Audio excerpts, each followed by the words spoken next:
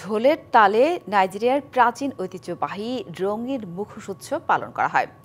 পশ্চিম আফ্রিকার বিভিন্ন প্রান্ত থেকে অংশগ্রহণকারীদের পদচারণায় বর্ণিল হয়ে ওঠে এই উৎসব।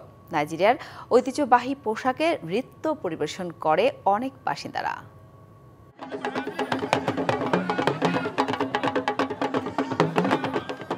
নাইজেরিয়ার প্রাচীন ঐতিহ্যবাহী একটি উৎসব হলো মুখোশ উৎসব। এই উৎসবে পশ্চিম আফ্রিকার বিভিন্ন প্রান্ত থেকে জড়ো হয় হাজারো দর্শনার্থী। ঢোলের তালে এই উৎসব আরো বেশি প্রাণবন্ত হয়।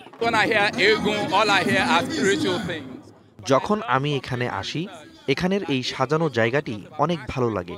নিজস্ব পোশাক এবং ভিন্ন রঙের মুখোশ আমাকে অনেক আনন্দ দেয়।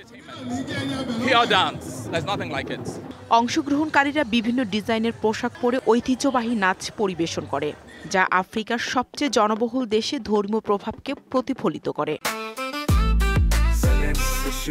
জেনেক্সে শিফট করো, লাইফকে লিফট করো। ফ্যাশন ডিজাইনারদের পোশাক আমাকে মুগ্ধ করেছে। অবশ্যই ডিজাইনারদের প্রশংসা করা উচিত। এই উৎসবকে আরো রঙিন করেছে তারা। নাইজেরিয়ার সাংস্কৃতিক পরিচয়ের সাথে গভীরভাবে মিশে থাকে এই মুখোশ উৎসব। এই উৎসব ঐতিহ্যগতভাবে দেশটির উল্লেখযোগ্য ঘটনাগুলোকে স্মরণ করে।